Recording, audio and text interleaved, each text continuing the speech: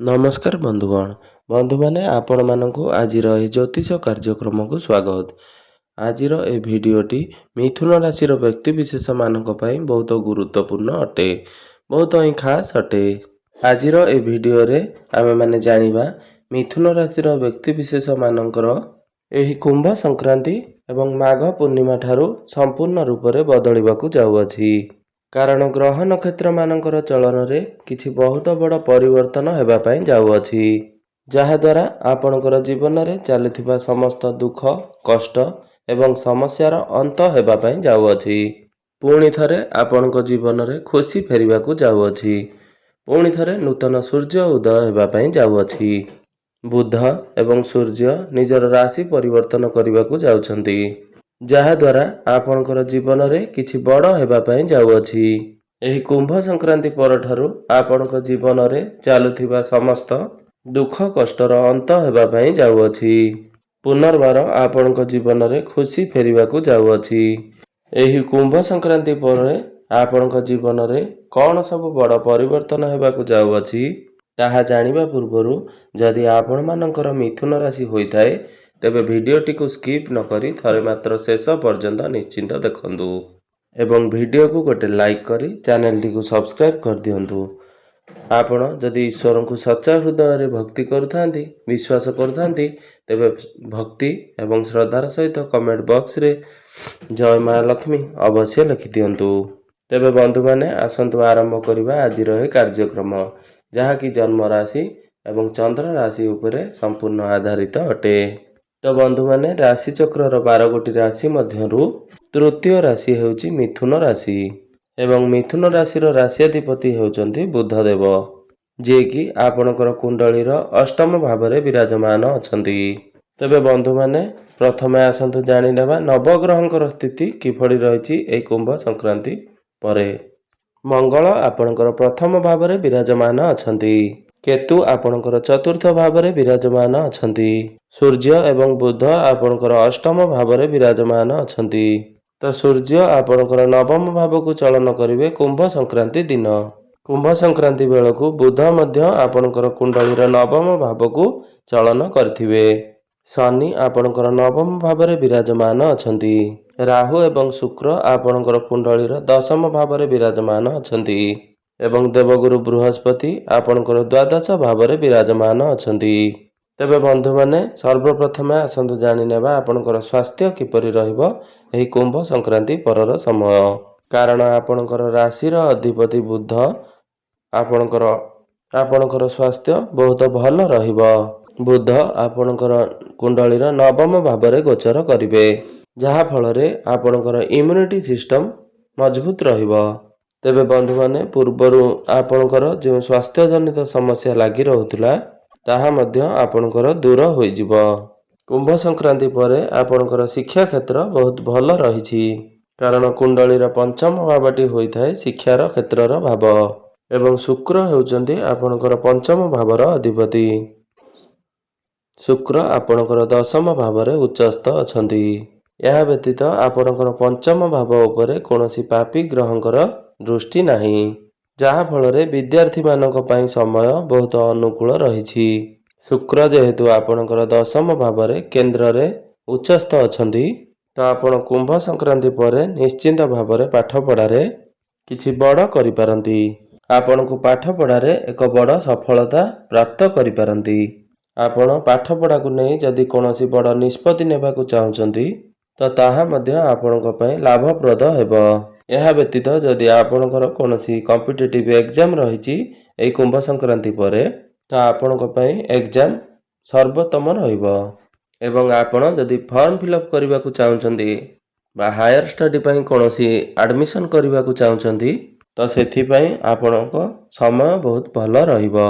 एबे आसंतु जानि नेबा आपणकर प्रेम जीवन किपरि रहिबो एई कुंभ संक्रांति परे। तेबे बंधु माने एई कुंभ संक्रांति परे आपणक मध्यरे टिके जिद्दी स्वभाव देखा देई पारे।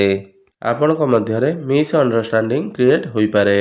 तो ए सबरो किछि खराब प्रभाव आपणक प्रेम जीवन उपरे रहिबो नाही। आपणकर प्रेम जीवन ठीक ठाक रहिबो। आपणक मध्यरे भल पाइबा ठीक ठाक रहिबो। तो आपणक भितरे ए जिद्दी स्वभाव को टिके दूरे रहिबा उचित। ଏବଂ ନିଜ ଭିତରେ ଅଣ୍ଡରଷ୍ଟାଣ୍ଡିଂ ଠିକ୍ ରଖନ୍ତୁ। ଏବେ ଆସନ୍ତୁ ଜାଣିନେବା ଆପଣଙ୍କର ବୈବାହିକ ଜୀବନ କିପରି ରହିବ ଏହି କୁମ୍ଭ ସଂକ୍ରାନ୍ତି ପରେ। ତ ବନ୍ଧୁମାନେ, ସପ୍ତମ ଭାବଟି ହୋଇଥାଏ ଆପଣଙ୍କର ବୈବାହିକ ଜୀବନର ଭାବ, ଆପଣଙ୍କର ଜୀବନ ସାଥୀଙ୍କର ଭାବ।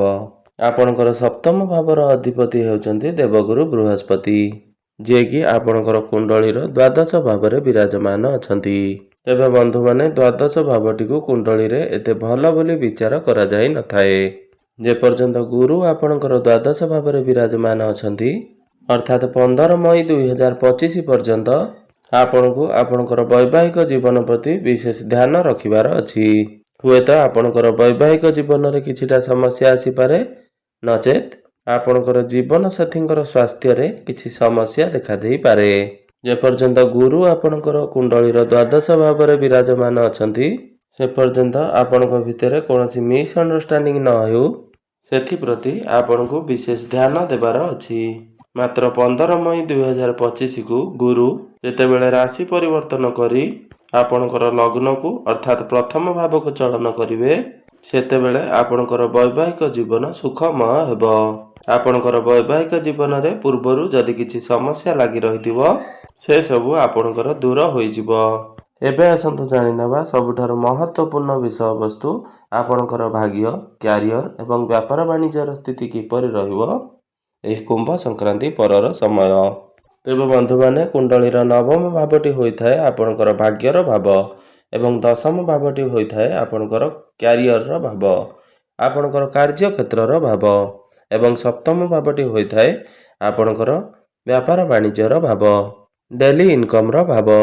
ତେବେ ଆପଣଙ୍କର ଭାଗ୍ୟ ଭାବର ଅଧିପତି ହେଉଛନ୍ତି ଶନିଦେବ, ଯିଏକି ଆପଣଙ୍କର ଭାଗ୍ୟ ଭାବରେ ଅର୍ଥାତ୍ ନବମ ଭାବରେ ବିରାଜମାନ ଅଛନ୍ତି ଏବଂ ଶନିଙ୍କର ରାଶି ପରିବର୍ତ୍ତନ ହେବାର ନାହିଁ। ତ ଏହି କୁମ୍ଭ ସଂକ୍ରାନ୍ତି ପରେ ନିଶ୍ଚିନ୍ତ ଭାବରେ ଆପଣଙ୍କର ଭାଗ୍ୟ ଭଲ ରହୁଛି।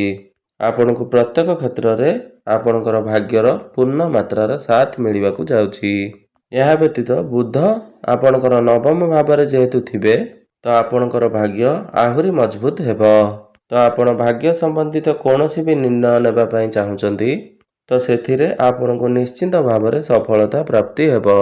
ଯଦି ଆପଣ କୌଣସି ବଡ଼ କାର୍ଯ୍ୟର ଆରମ୍ଭ କରିବାକୁ ଚାହୁଁଛନ୍ତି, କୌଣସି ବଡ଼ ଇନଭେଷ୍ଟମେଣ୍ଟ କରିବାକୁ ଚାହୁଁଛନ୍ତି, କୌଣସି ମିଟିଂ କିମ୍ବା ଡିଲ୍ କରିବାକୁ ଚାହୁଁଛନ୍ତି, ଆପଣଙ୍କୁ ଯେଉଁଥିରେ ଆପଣଙ୍କର ଭାଗ୍ୟ ପୂର୍ଣ୍ଣ ମାତ୍ରାରେ ସାଥ ଯେଉଁ ସବୁ କାର୍ଯ୍ୟରେ ଦରକାର, ଆପଣ ସେସବୁ କାର୍ଯ୍ୟ କରୁଛନ୍ତି, ତ ପ୍ରତ୍ୟେକଟି କ୍ଷେତ୍ରରେ ଭାଗ୍ୟ ଆପଣଙ୍କୁ ସାଥ ଦେବ। ଏହା ବ୍ୟତୀତ ଆପଣ ଶୁଭ ମାଙ୍ଗଳିକ କାର୍ଯ୍ୟ ମଧ୍ୟ କରିପାରିବେ। ତେବେ ବନ୍ଧୁମାନେ, ଏବେ ଆସନ୍ତୁ ଜାଣିନେବା ଆପଣଙ୍କର କ୍ୟାରିୟର କିପରି ରହିବ ଏହି କୁମ୍ଭ ସଂକ୍ରାନ୍ତି ପରେ।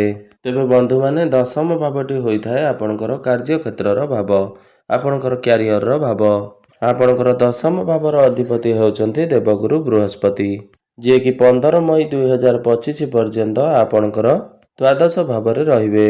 ତେବେ ଯେବେଠାରୁ ଦ୍ୱାଦଶ ଭାବରେ ଗୁରୁ ଆପଣଙ୍କର ରହିଛନ୍ତି, ସେବେଠାରୁ ନିଶ୍ଚିନ୍ତ ଭାବରେ ଆପଣ ଆପଣଙ୍କର କ୍ୟାରିୟରକୁ ନେଇ ଟେନସନରେ ରହୁଥିବେ ଏବଂ ଯେମିତି ହିଁ ଗୁରୁ ଆପଣଙ୍କର ଲଗ୍ନକୁ ଚଳନ କରିବେ, ମାନେ ପ୍ରଥମ ଭାବକୁ ଚଳନ କରିବେ, ତ ଆପଣଙ୍କର କ୍ୟାରିୟରରେ ଯାହା ବି କିଛି ସମସ୍ୟା ରହୁଥିଲା, ସେ ସବୁ ସମସ୍ୟା ଆପଣଙ୍କର ଦୂର ହୋଇଯିବ। କାରଣ ବୃହସ୍ପତି ଯେବେ ଆପଣଙ୍କର ଲଗ୍ନରେ ଚଳନ କରିବେ, ତ ବୃହସ୍ପତିଙ୍କର ଦୃଷ୍ଟି ଆପଣଙ୍କର ପଞ୍ଚମ ଭାବ ଏବଂ ସପ୍ତମ ଭାବ ଏବଂ ନବମ ଭାବ ଉପରେ ରହିବ, ଯାହାଫଳରେ ବୃହସ୍ପତିଙ୍କର ରାଶି ପରିବର୍ତ୍ତନ ଫଳରେ ଆପଣଙ୍କର କାର୍ଯ୍ୟକ୍ଷେତ୍ରରେ ଏକ ବଡ଼ ପରିବର୍ତ୍ତନ ଦେଖିବାକୁ ପାଇବେ।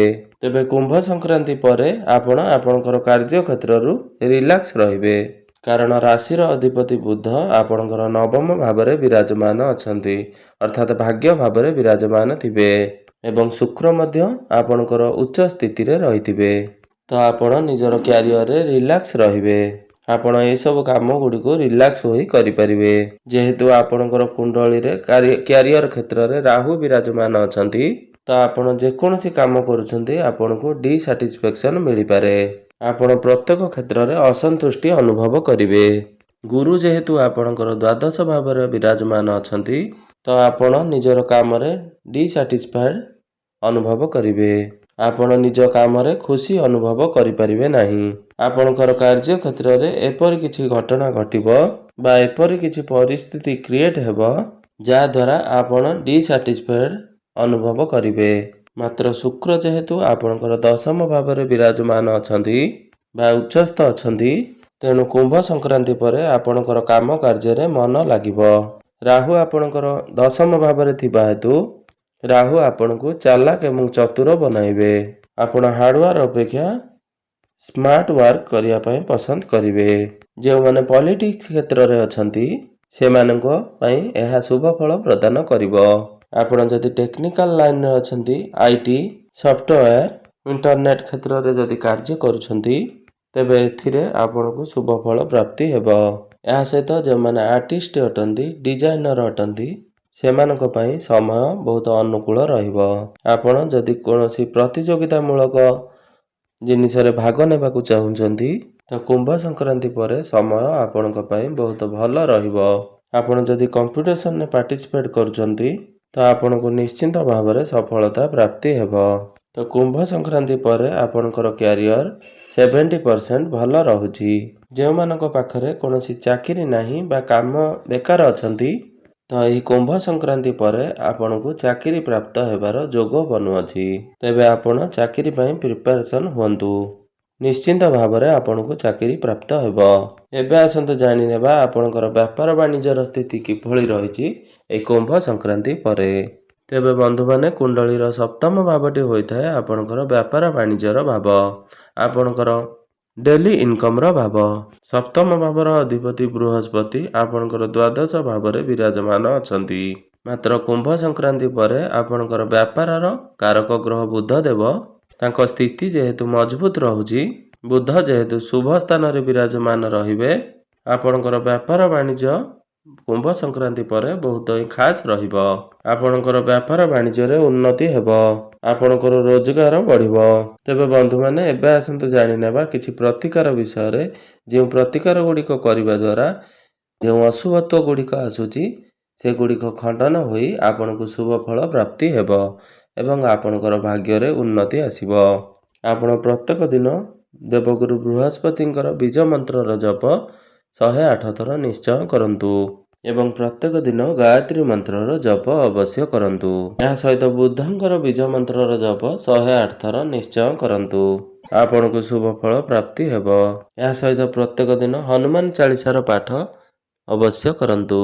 ନିଶ୍ଚିନ୍ତ ଭାବରେ ଆପଣଙ୍କର ଭାଗ୍ୟରେ ଉନ୍ନତି ଆସିବ। ତେବେ ବନ୍ଧୁମାନେ, ଆପଣଙ୍କର ଜୀବନ ମଙ୍ଗଳମୟ ହେଉ, ଏହା ହିଁ ଈଶ୍ୱରଙ୍କ ନିକଟରେ ମୋର ଏତିକି ପ୍ରାର୍ଥନା। ଧନ୍ୟବାଦ।